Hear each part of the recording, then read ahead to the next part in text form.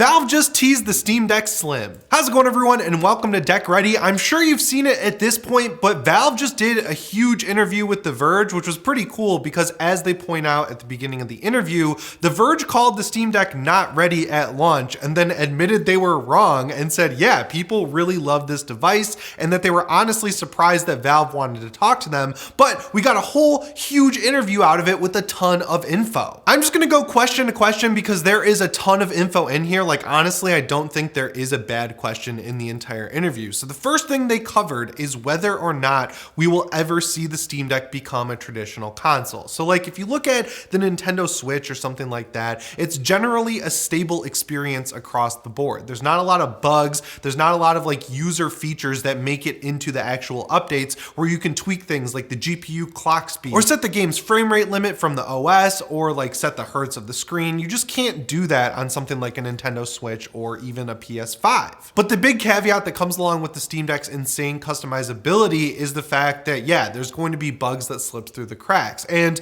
if you've been following this channel, if you've had a Steam Deck since launch like I have, there definitely have been quite a few bugs that have slipped through the cracks. Like that update we got over the summer that completely broke games like God of War. I found it broke Alan Wake, the original version on Steam, and it also broke Red Dead Redemption 2. Now, I feel like a lot of other Steam Deck owners are going to agree with me on this. I think the trade-off is totally worth it. I love how granular you can get with like customizing things on your Steam Deck. I actually had these granular features come in super handy with Jedi Fallen Order recently. After I figured out that Valve updated the experimental branch of Proton to work with the new EA app, I got into the game and I found that there was a lot more stuttering than there was on my PC. I mean, no matter what console or PC you play this game on, there's going to be loading stutter when you jump between areas that can be fixed a little bit by using an SSD versus an HDD, which I don't know why there are still people using HDDs, but yeah, the way the game loads in its maps causes a little bit of loading stutter. But on the Steam Deck, I noticed that there was a little bit more stutter than I was used to on my regular PC, so I went over to Steam Deck HQ,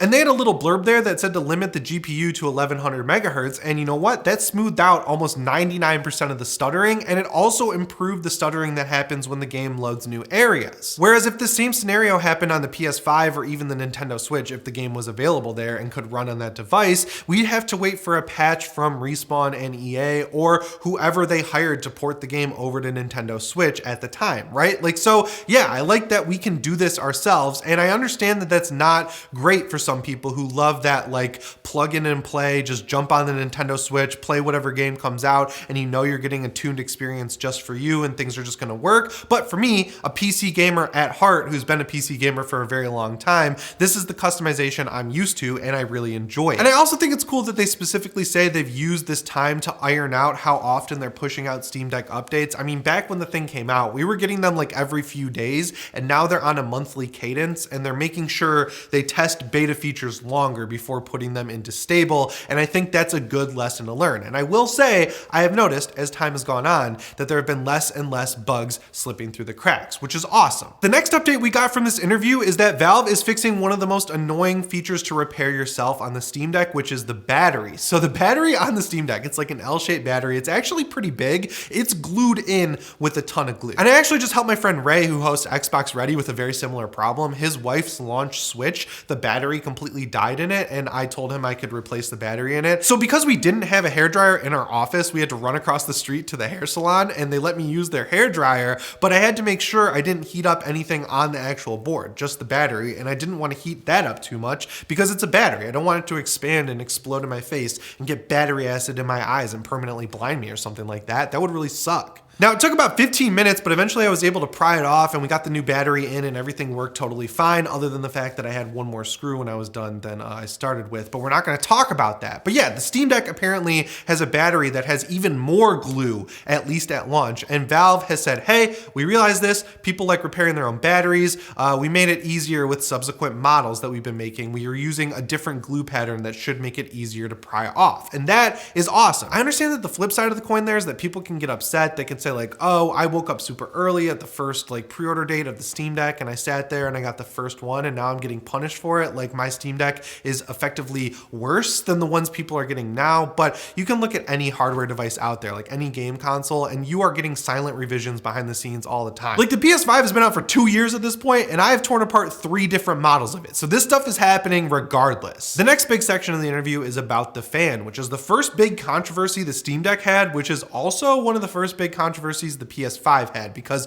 both of these consoles at launch used 2 different fans. And with the Steam Deck and the PS5, one of them was louder when it actually started spinning up. And unlike the PS5, the Steam Deck's fan is almost constantly spinning. Another thing Valve did is they released an update that addressed the fan curve, which did eliminate a lot of the whine, but you could still hear the difference between that fan and the quieter one. So then someone posted on Reddit that they figured out if you cover up a couple of the holes on the vent on top of the Steam Deck, it actually eliminates that whine. So Valve, with decks that have this louder fan, they've actually seemingly modified the case to eliminate that whine. And while yes, it would be great if they just used the quiet fan in all of the Steam Decks, I like the ingenuity here to make sure that people are getting a good consistent experience across the board. And also, they did confirm that the iFixit fan that you're buying is the correct one. It's the quieter one. So if you really don't like your Delta fan, you can just buy a new fan off iFixit. I think the whole kit's like $30 and it's a super easy installation process. I've done it before. The one section of the interview where I'm like, shoot, I wish I could take advantage of this is they say that every Steam Deck that's shipped since August pretty much should have a better feeling Steam button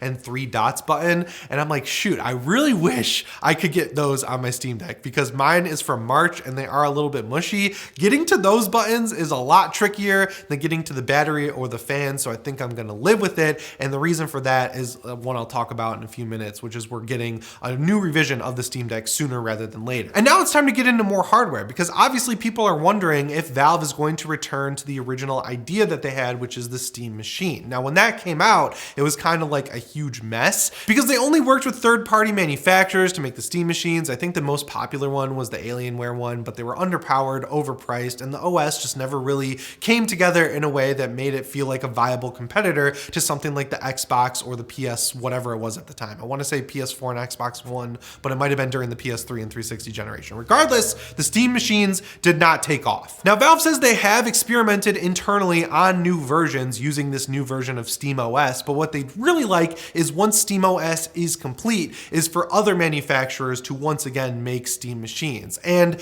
the big difference here, I think, is part availability. There are a lot more graphics cards and components that they can take advantage of out there now than there were the first time these things came around. And also SteamOS 3.0 is so much better than the last version of SteamOS. Like you could run a device with this, and I fully plan on taking one of the SSDs on my laptop and wiping it when SteamOS 3 releases and having it be a dual boot PC because I want to take advantage of the individual fixes that Valve does, which is another thing they talk about in this interview with specific games like Forza Horizon, Halo Infinite, Elden Ring, of course. There are tons of games where Valve has done up to 6 months of work to make them run on SteamOS. And I think the reason for that, A, is because they want to give people a good experience on the Steam Deck, obviously, but B, it helps them in turn evolve SteamOS and make it so games that have the same problems as something like Halo Infinite don't run into those problems at launch in the future. And the coolest thing is, they say they're looking at addressing that whole rubber banding issue in Forza Horizon 5. That would make me give up Windows for that game completely because that's been an issue since Forza Horizon 3. I think it has to do with internet mostly, where like the game server gets ahead of you and then your end catches up to it because it happens on every PC I've played that game on and it's super frustrating. But if Valve can fix that, again, I will play that game exclusively on SteamOS on both my laptop and my Steam Deck. But they have done a really good job at smoothing out the stuttering that Forza Horizon 5 had at launch. And that's just another example of them fixing games for developers behind the scenes, which, you know, it would be nice if these developers didn't release their games broken on PC. I mean, right now I'm sitting here looking at news stories on my Twitter about The Witcher 3 on PC being screwed up. And that's a game that's like 7 years old at this point. So I wish developers would release games finished. That'd be great. But since they aren't, and it doesn't look like they're going to start anytime soon, it's nice to see that Valve is picking up their slack. Because there's talk in this interview about getting SteamOS on other third-party devices, they of course have to talk about stuff like the Aya Neo and the 6800U chip that's powering other handhelds, and they have a really good response to why they're not worried about that more powerful laptop chip, and mainly it comes down to battery life. Like, I'm not pretending pretending the Steam Deck has the best battery life as is, but it's much better than something like the Aya Neo Next or the One X Player Mini. Or technically the Aya Neo 2, like on paper, the Aya Neo 2 has longer battery life or as long battery life, but it's mainly because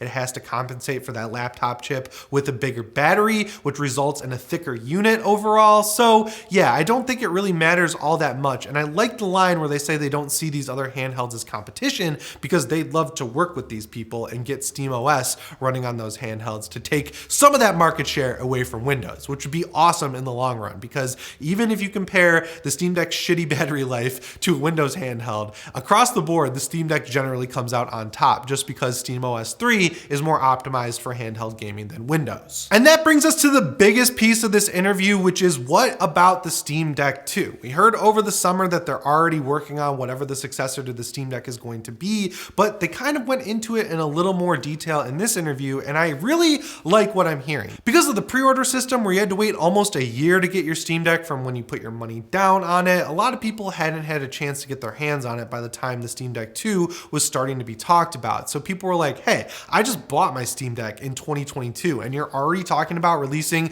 a Steam Deck 2 in 2023 or even 2024. And what Valve is saying is that yes, they might be releasing a Steam Deck 2 sooner rather than later, but it's not going to be a big power advancement over the Steam Deck. They want to keep the power consistent across the board. Honestly, it just reminds me, what they're saying reminds me of the Redbox Switch, where they re-released the Nintendo Switch and didn't say anything. And because the chip on the Switch was more efficient, the Switch was able to get better battery life and the screen was a little bit better on that device, but that Switch doesn't actually run games at better frame rates than the original Switch, and you're not really going to notice the difference between the two in the real world. And that's exactly what Valve is saying here. They say the two biggest things they want to address with a future Steam Deck would be the screen and the battery. So going back to the Redbox Switch, it seems totally reasonable that they'd be able to make a more efficient RDNA 2 chip to put in a new revision of the Steam Deck that would result in better battery life and be able to power a better screen, which I would love because just having those big bezels sucks. The screen itself is really good. I think it's nice, especially if you use that plugin that lets you mess with the saturation and stuff like that. But still, having an OLED screen, removing the bezels, just getting more real estate on that big ass handheld would be awesome. And another reason I think this is totally reasonable is because Sony's been doing it with the PS5 since launch. I mentioned that I've torn apart 3 of these things. They've reduced the motherboard in that console by literally 50%,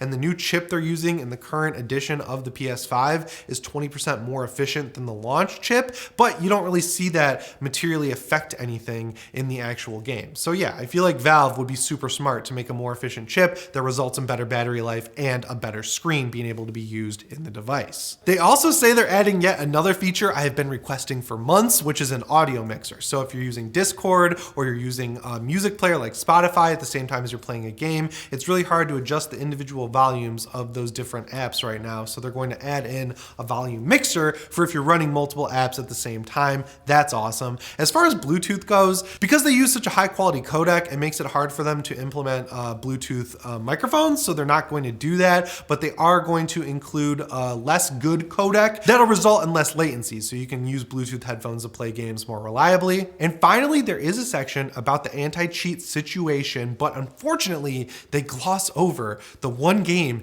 that I really want them to figure out, which is Destiny 2. Like the interviewer is like, yeah, you know, Fortnite and Destiny 2 are just blocking it. It's like, ask about those games then. Ask why Valve thinks that's being blocked. I want to hear from Valve what they're hearing from Epic Games or what they're hearing from Bungie about why the Steam Deck can't support 2 of the biggest online games in the world. Because I'm super into season 19 right now of Destiny, and there's a lot of grindable activities this time around. There's a lot of pinnacle stuff you can do during the week that would be awesome on my Steam Deck, and I really want to know why Bungie is being so dumb about this, because I really want that game on Steam Deck. But they also go into how Valve is going out of their way to talk to other developers about getting anti-cheat working in their games, and I think they have done a good job across the board. But yeah, getting Destiny 2, Dead by Daylight, Fortnite, and of course Rainbow Six Siege working on the Steam Deck would be awesome. I hope Valve really puts a concerted effort into that in 2023 as this thing's market share grows, because they won't talk about it, how many Steam Decks they've sold, but they reference a tweet in the interview where someone has a cake that is a literal Steam Deck